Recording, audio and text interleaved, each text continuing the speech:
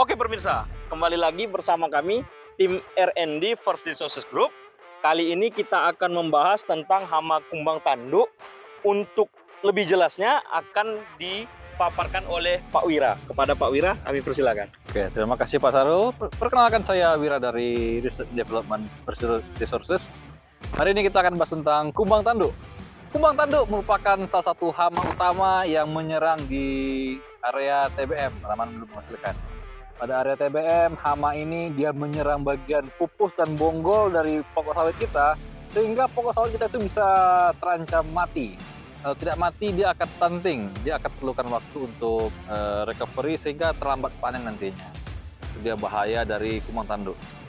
Nah, kumbang tanduk ini kita punya batas toleransi yang sangat rendah. Nah, bahkan kita pun mau menerapkan zero tolerance, tapi di PT kita terapkan 1% saja batas toleransi dia.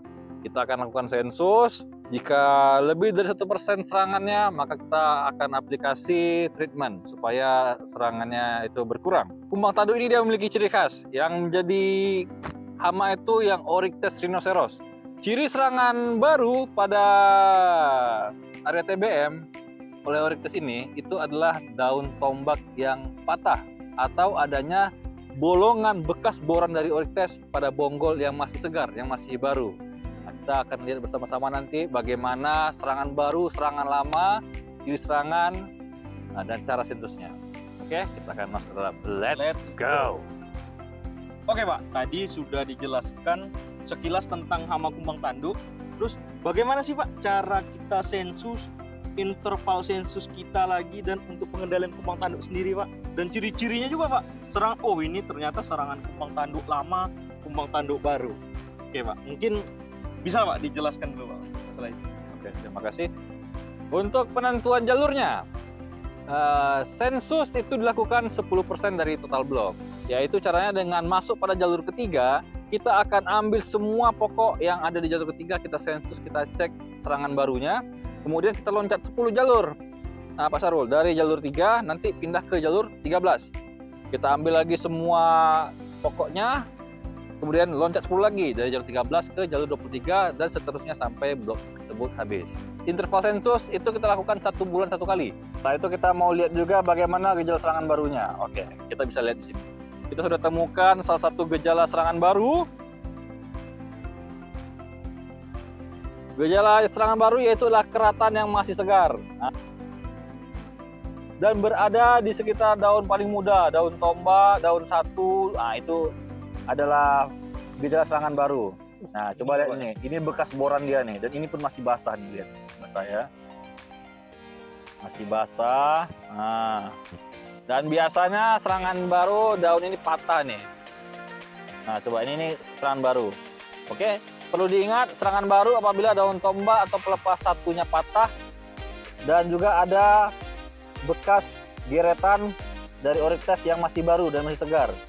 Oke, di pokok ini kita langsung bisa lihat ini adalah serangan baru karena daun mudanya dan tombaknya itu patah, langsung patah. Berarti ini kita langsung checklist di pop sensus, tandanya terserang. Untuk serangan lama, cirinya itu adalah daun yang berbentuk V.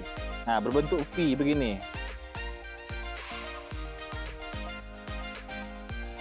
Nah, itu adalah serangan lama. Lama-lama nanti daun itu akan menjadi short internode. Nah, jadinya ini semakin merapat begitu. Ini adalah gejala serangan lama dari kumbang tanduk. Perlu diingat, yang dicatatkan pada form sensus itu hanyalah serangan baru. Serangan lama kita tidak usah pandang dia. Selain itu, Oryctes jika dia sudah menyerang 1 kali, akan ada serangan kedua. Nah, serangan ini disebabkan oleh jamur dan nematoda yang dibawa oleh Oryctes. Nantinya pelepah mudanya itu akan gampang dicabut. Nah, itu adalah juga salah satu dampak dari serangan Oryctes.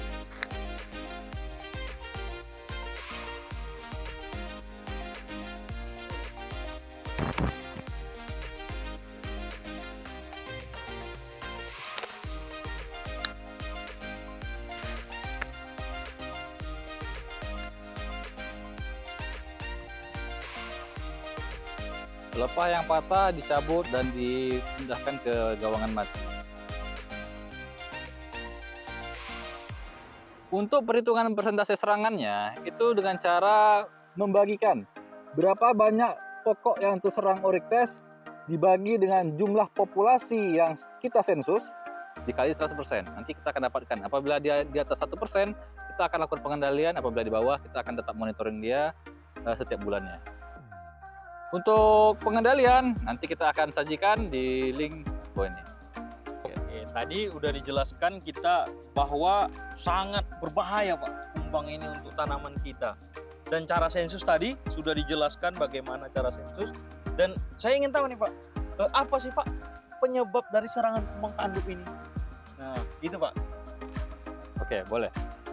Kumbang tanduk ini ada karena tersedianya bahan organik, selulosa yang belum terurai dengan sempurna.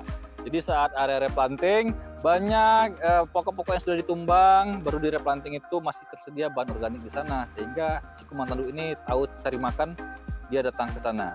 Seiring berjalannya waktu, semakin tua pokok itu, bahan organik pun semakin melapuk, maka populasi Oryctes ini pun juga semakin lama akan semakin habis dengan sendirinya.